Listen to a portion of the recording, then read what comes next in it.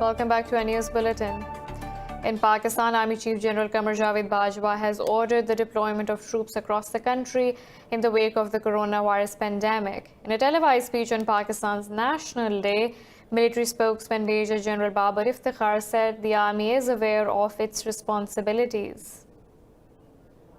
Major General Iftikhar said schools and non-essential businesses will be closed, while intercity transport will only be used to maintain the food supply chain. Earlier, the Punjab government announced a 2-week partial lockdown to contain the virus. The Azad Jammu and Kashmir government has also declared a 3-week partial lockdown. The government has already cancelled all public gatherings, including the National Day military parade, as precautionary measures against COVID-19. In his National Day message, Prime Minister Imran Khan called for national unity against the novel coronavirus.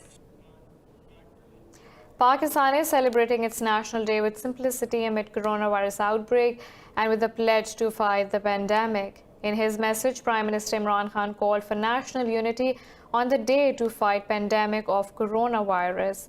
The government has cancelled all kinds of public gatherings, including military parade, as precautionary measures amid COVID-19. Pakistan Day commemorates Lahore Resolution presented on March 23, 1940 for a separate country for Muslims in the subcontinent. In Kabul, U.S. Secretary of State Mike Pompeo has met Afghan President Ashraf Ghani and his arch-rival Abdullah in a bid to break a political deadlock. This follows a virtual meeting between the Taliban and the Afghan government on the prisoner's release on Sunday. Pompeo's visit comes as the feud between the election's official winner Ghani and self-proclaimed President Abdullah threatens the Doha peace deal. The standoff has stalled the selection of a negotiating team to represent the Afghan government in planned talks with the Taliban. The talks were originally set for the 10th of March, but this could not happen after the Taliban rejected the conditional release of 1,500 inmates for being in violation of the Doha Accord. Meanwhile, Iran's foreign ministry says hasty measures taken by the U.S. administration for peace process are the main reason of instability in Afghanistan. Foreign ministry said hurried deal with the Taliban and Washington's ignorance of domestic issues led to a political crisis in the war-torn country.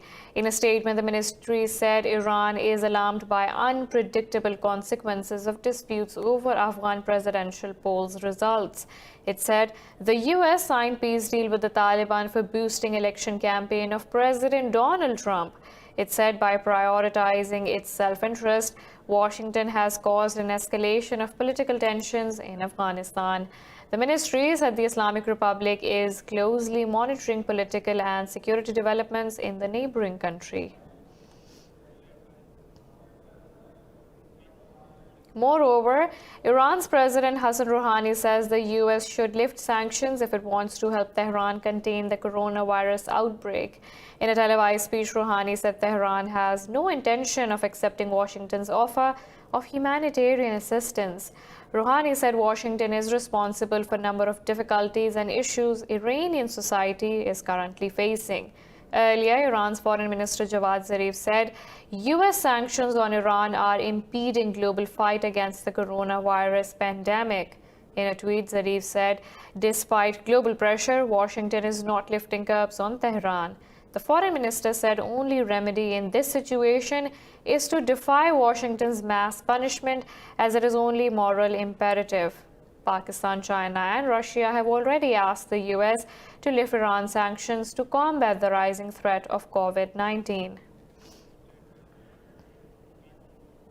In the New Zealand Central Bank has decided to inject about $17 billion into financial system in a bid to stop a pandemic-induced financial rout. Reserve Bank's Monetary Policy Committee says under the program, the bank will buy back state bonds to ease liquidity pressure. In Philippines, the central bank has approved about $6 billion program to buy back government securities. Additional liquidity will allow government to fund its projects to counter the impact of the virus. Meanwhile, World Bank said it is preparing to launch 40 COVID-19 aid projects worth over $1.5 billion. Bank's President David Malpass said Funding can come out of a $14 billion fast-track facility, which was approved to help countries fighting coronavirus.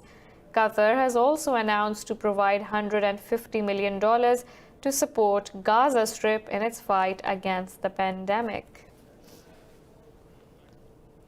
In the United States, New York City's mayor has urged President Donald Trump to enforce a nationwide lockdown to contain the spread of the deadly coronavirus. In an interview, Bill de Blasio said thousands of lives could be lost if social distancing is not enforced. On Sunday, Blasio said the city is about 10 days away from seeing widespread medical shortages. Around a third of Americans are on various phases of virtual lockdown, including in the country's three biggest cities of New York, Los Angeles, and Chicago. Some 8 states, including Illinois and New Jersey, have ordered residents to stay indoors unless essential. But Trump has so far resisted calls to announce a uniform shutdown. New York City is now the epicenter of America's outbreak, with around 11,000 confirmed cases and more than 90 deaths. In India, the protests and sit-ins against controversial Citizenship Act have adapted themselves amid coronavirus pandemic. New Delhi has been facing countrywide demonstrations against the law, killing 83 people since December 11th. All women sitting at Delhi's Shaheen Bagh is sticking to 5 protester limit, recording their protest against the law. The organizers said they will continue protests, keeping all precautionary measures. Earlier yesterday, the protest was attacked once again after an unidentified individual threw a petrol bomb near protest site. Meanwhile, the protesters across India have vowed to continue registering their protest through social media. The organizers have asked the protesters to record their videos against the law and share them on different online platforms. At least 10 people were killed in clashes in Guinea over a disputed referendum. Critics say holding the referendum was a ploy by the president to stay in power. Opposition groups said anti-government forces came under fire by security forces who carried out massive arrests. Opposition parties and civil society organizations have called for fresh protests on Tuesday. President Alpha Conde is proposing a change to the constitution to codify gender equality and introduce other social reforms. But his opponents fear the real motive is to reset presidential term limits, allowing him to run for a third spell in office. Malawi's Electoral Commission has announced that the country will hold presidential elections in July. The results of 2019 elections were annulled and a rerun was ordered. In February, the Constitutional Court annulled Maratika's Victoria in May 2019 elections. The court then ordered a rerun within 150 days after opposition parties said there were irregularities in the vote. Commission Chairperson Jane Ansa said Malawians will return to the polls on 2nd July in compliance with the Constitutional Court ruling. Mutharika, Malawi's president since 2014, won the elections by securing over 38% votes. Opposition party leader Lazarus Chakwera earned over 35% votes. In Libya, the UN-recognized government says militias loyal to Khalifa Haftar have allegedly targeted Tripoli's Mitiga International Airport with rockets. A government spokesperson said the airport has been closed for a while due to Haftar forces' assaults. Last week, a spokesman for Haftar's forces welcomed a humanitarian ceasefire proposed by the UN and European countries. However, the UN-recognized government said 5 civilians were killed since the deceptive announcement by the Haftar spokesman about a false ceasefire. Meanwhile, the UN-recognized government has imposed a curfew for 10 days in an attempt to curb the spread of coronavirus. More from Middle East. In Syria, Turkish and Russian forces have completed the second joint patrol on a key highway connecting the cities of Aleppo and Latakia. In a statement, the Turkish Defense Ministry said the two sides also agreed on ensuring all Syrians receive humanitarian aid. The joint patrols are part of the Idlib ceasefire deal struck between Ankara and Moscow earlier this month. The truce was signed after the violence in the region forced nearly 1 million people to flee their homes. Israeli forces have killed a Palestinian in the occupied West Bank. Palestine's health ministry says the youth was martyred in the Nilean region west of Ramallah. A health official said another Palestinian was wounded and taken to the Palestine medical complex in Ramallah. The Israeli army said its troops fired towards suspects, hurling rocks at their vehicles driving on a highway. There were no reports of injuries to the motorists. Israel's right-wing parties say they will boycott the reopening of parliament to protest the dictatorial conduct of their centrist rivals. Israel's Prime Minister Benjamin Netanyahu has the backing of these right-wing parties. The dramatic move came after a year of political turmoil that saw 3 inconclusive elections in Israel. Netanyahu's right-wing Likud party accused the centrist Blue and White of breaching standard practice in the parliament. The Blue and White party is led by ex-military chief Benny Gantz. The row was centered on whether Gantz would use his bloc's slight majority of MPs to shape the composition of a powerful parliamentary committee. The elections early this month saw the anti-Netanyahu parties claim a narrow lead of 62 seats. Right-wing and ultra-Orthodox factions that backed the caretaker premier claimed 58 seats. We have a lot more coming up right after this short break, so stay tuned.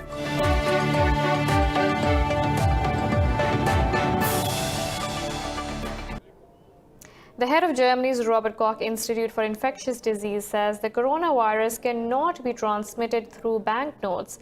But his remarks directly contradict the WHO's advice of washing hands right after handling currency bills. RKI head Lothar Wieler reiterates that droplets from infected individuals present the main risk of COVID-19 infection.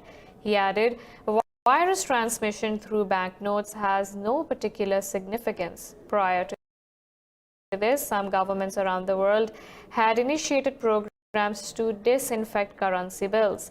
In early March, the U.S. Federal Reserve had begun quarantining dollar bills being repatriated from Asia. The Chinese e-commerce giant Alibaba has donated protective and medical equipment to Ethiopia. The first batch of the apparatus has reached the capital Addis Ababa as the coronavirus cases soared above 1,100 across Africa. In a statement, the company's co-founder Jack Ma's foundation said that the flight carried over 5 million face masks and kits for over 1 million detection tests. The local disease control center said that only patients with symptoms will be tested. In a tweet, Ethiopian Prime Minister Abiy Ahmed said that the distribution of supplies will start from today. The virus has spread more slowly in Africa than in Asia and Europe, but has a foothold in 41 African nations. It has claimed 37 lives across the continent of 1.3 billion people so far. In the UK, scientists are set to track spread of new coronavirus and watch for emerging mutations by using gene sequencing. The government says it is setting up a £20 million project to track the spread. Government's chief scientific advisor said genomic sequencing will help scientists understand COVID-19 and its spread. He said it can also help guide treatments in the future and see the impact of interventions. Researchers will collect data from samples from infected patients in England, Wales, Scotland, and Northern Ireland. In epidemics, genome sequencing can help scientists monitor small changes in the virus at large scale to understand whether different strains are emerging. The COVID-19 pandemic may have put a damper on Mother's Day in Lebanon this year, but 3 students have come up with a new service to celebrate the occasion without flouting social distancing restrictions. Let's find out more in this report. In a quiet Lebanese town under lockdown over the novel coronavirus, a drone buzzed towards a balcony to deliver a red rose to a mother grinning in surprise. Down in the street in the coastal town of Jobinai, 18-year-old Christopher Ibrahim texts a teenager who has ordered a flower drop-off for his mother. He slips a single rose in a ring hanging under the aircraft, and it lifts off into the air to carry the flower to its intended recipient. The idea is I'm a drone operator. I film weddings and events with a drone. I'm studying engineering at the Lebanese University in Romania. So I come up with the idea of flying rose, where on Mother's Day we will deliver a rose to mothers via drone. For a week, most of Lebanese have been ordered to remain at home to stem the spread of COVID-19. The airport has closed and all non-essential businesses have been told to shutter.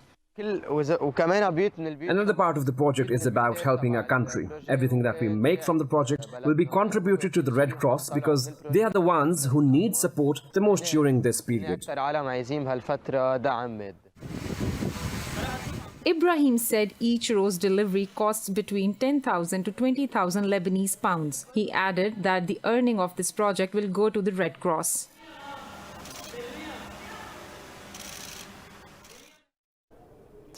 World Bank has approved $170 million to improve Bangladesh sanitation services that will benefit 1.5 million residents.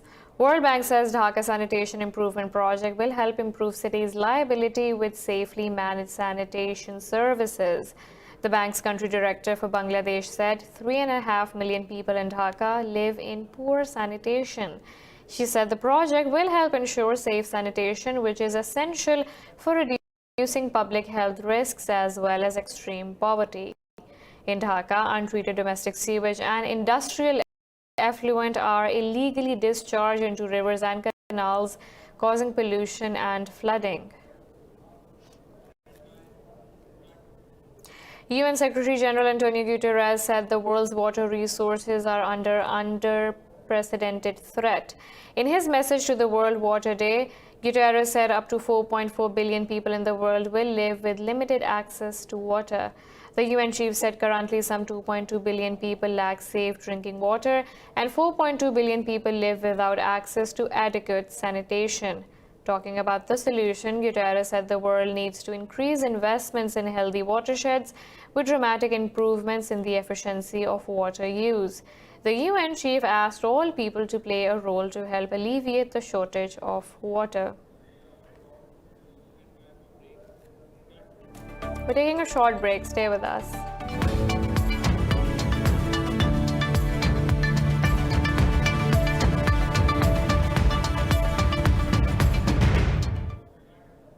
Oil prices have dropped after $1 trillion Senate proposal to help coronavirus hit American economy was defeated.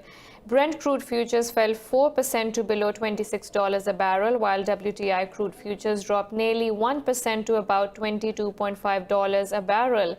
Oil prices have fallen for 4 straight weeks and have lost about 60% since the start of the year. Latest drop came after the proposal garnered zero support from Democrats and failed to pass key Senate procedural vote. The stalemate came hours after Democratic leaders warned the rescue package bails out big companies and offers less to help workers. The U.S. stocks have tumbled after the Federal Reserve unveiled new measures to keep markets working properly.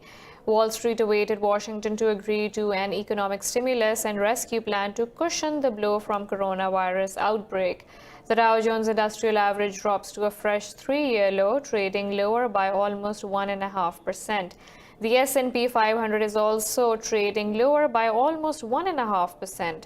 Meanwhile, the Nasdaq Composite Index is trading fractionally higher. The European markets also fell as the coronavirus pandemic continues to take its toll.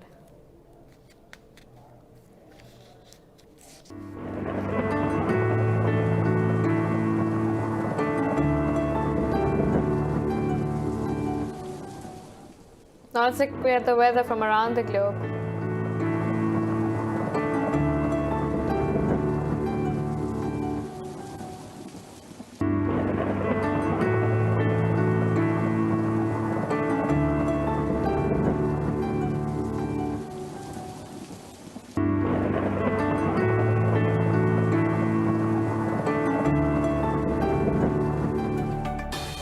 This is all for now. For the latest updates, you can follow us on social media at indus.news.